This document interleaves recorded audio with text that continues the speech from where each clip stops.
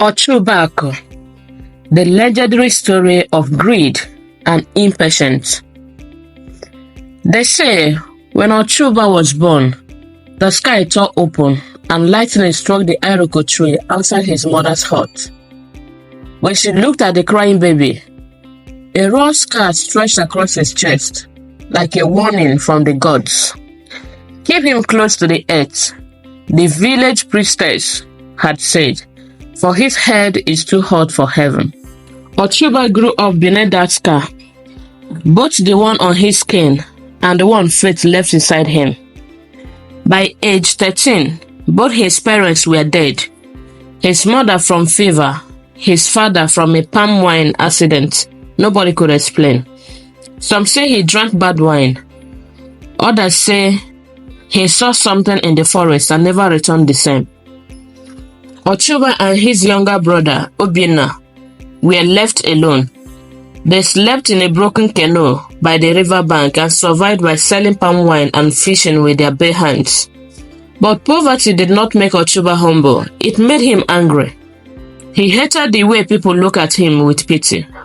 He hated how the market women said, God will provide, but never gave more than spoiled oranges. He hated the way men with swollen stomachs and good teeth sat in the front row at church, while children like him ate once a day, if lucky. Every night he would whisper to himself, better to die rich and hated than live poor and respected. And when Obinna asked if he believed in God, Ochuba would laugh bitterly. God, I believe in hustle. His ambition was not born from dreams. It was born from wounds.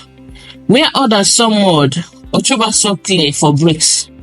Where others saw shame, he saw fuel. Where others had sermons, he had silence. He started collecting debts from loan sharks at 15. By 16, he could calculate compound interest in his head. By 17, he slapped a chief's son in public and lived to tell the tale. The village said he was wide, but they didn't know he was simply hungry. And hunger that deep doesn't ask permission. It only waits for a whisper in the dark to strike. It started with a sound. A drum beat from the edge of the forest. No one dared to enter after dark. Ochuba had just been humiliated again. That morning, he had gone to borrow garri from Mama Njideka. And she had laughed too loudly. A big man in mouth, small man in pocket. He walked past the shrine of the seven gods that night, his belly empty but his heart full of rage. That's when he saw the man, Babu Ojo, sitting by the path, wearing a wrapper of animal skin, his one eye glowing like a coal. You hate this life, Babu Ojo said. Before Ochuba could speak, Ochuba froze. You want to silence every mouth that mocked you, isn't it? Ochuba's lips trembled. Who are you? I am the mirror of your hunger. Follow me. He led Ochuba deep into the forbidden Ajaliko forest. The path twisted like a snake. The trees whispered. A toad the size of a stool blocked the road and croaked twice before slipping aside. By a tree as wide as a house, Babu Ojo turned. You want what? He asked. I want power, Ochuba whispered. Then pay the price. A silence fell. The air thickened. Not money, not goods, not your blood, your bloodline. Bury your brother here. In 14 days, you will be king. Ochuba shook his head. Obinna is my only brother. He is all I have. Then remain nothing. Babu Ojo turned to leave.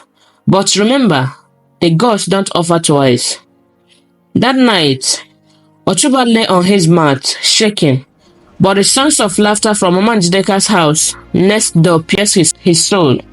He clenched his jaw. By morning, his heart had decided. Ochuba asked Obinna to join him for a hunting trip. Obinna smiled, slinging in a handmade bow across his shoulder. I've been waiting for this, brother. We haven't done this since Papa died. As they walked, Ochuba's silence grew heavier at the edge of the forest. Obinna asked, why are we going this far? To catch something bigger than rabbits, Ochuba lied. At the Ajaliko tree, the sky darkened. The birds stopped singing. Ochuba poured the charm into Obina's water flask. It was thick, black, and smelled of burnt feathers. Obina drank. Moments later, he fell. "Brother, my legs, I can't feel my legs." Tears filled Ochuba's eyes, but he kept digging with his own hands. Obina wept. "What are you doing?" Ochuba couldn't speak. He placed his palm over Obina's mouth. "I am sorry." As he covered him with earth, Obina whispered, "I forgive you." And then silence. 14 days later, the rain stopped. The Harmattan wind blew unusually warm, and a group of white men came to the village looking for land to build a fish coldroom. Ochuba sold them 5 plots, land he didn't even own. But the money came. Then more, a palm oil contract from Port Harcourt. A cousin remembered him with a truck of frozen chicken. His name rolled off every tongue, from beggars to chiefs. He married 4 women in 5 months, each grander than the last. He built a mansion with marble floors and gold-plated doors. Even the village masquerade performed at his 4th wedding. People called him Ochuba Aku, the worthy one. But in the quiet of night, when his wife slept and the generators fell silent, Ochuba would sit outside, staring at the moon. He never slept more than 2 hours at a time, because word has weight, and Ochuba had buried his joy with his brother.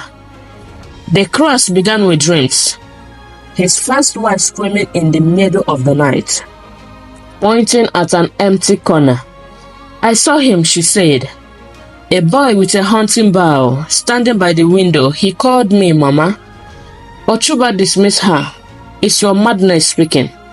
Then the Ajaliko tree returned, in dreams, in visions, in shadows cast on his compound wall. A goat battered a kid with eyes that looked too human. His generator caught fire while it was off. He invited pastors. One left after touching the walls. The imam refused to sleep in the guest room. Only the priest from Epe stayed. He burned herbs. He chanted. Then he whispered to Ochuba, "Whatever you buried in silence must be dug up in truth." But Ochuba refused. And still, every night at midnight, the voice came, "Return what was taken." Ochuba grew desperate. He remembered Babu Ojo's words, "The gods don't offer twice." But he also remembered his own cleverness. He thought, if sacrifice brought wealth, maybe passing the course would bring peace. He invited Okoro, his childhood friend, the one who used to help him fish when they were boys. They drank palm wine together like old times, except Ochuba laced the drink with his own blood mixed with ash. As Okoro slept, Ochuba took his shirt, smeared it with the charm, and buried it at the Ajaligo tree. He fasted 3 days, slept with his hands tied behind his back, waited for relief. But curses are not transactions. They are threads woven from intention. The gods knew. The land knew, and so the curse laughed. It began with his second son, a brilliant boy who could recite numbers backward, waking up blind. The doctor said it was a mystery. Then his Lagos mansion burned to the ground, not a matchstick in sight. His Ghanaian wife eloped with his driver, disappearing with $80,000 and his original land papers. But it was the cold room that broke him. All the fish, tons, rotted overnight. Maggots burst through the ties. The air choked everyone in the building. Nobody would rent space again. The villagers stopped singing his name. Even his Okada rider stopped bowing. He still refused to confess. But one afternoon, a child selling groundnuts screamed, "See tree!" And there it was, the Ajaliko tree, standing in the middle of his compound. No roots, no shadow, just standing, watching. At last, he returned. Ochuba crawled into the Ajaliko forest, barefoot with no guards, no ego. He dug with his bare hands, nails cracked, blood soaked the soil, the roots of the tree groaned.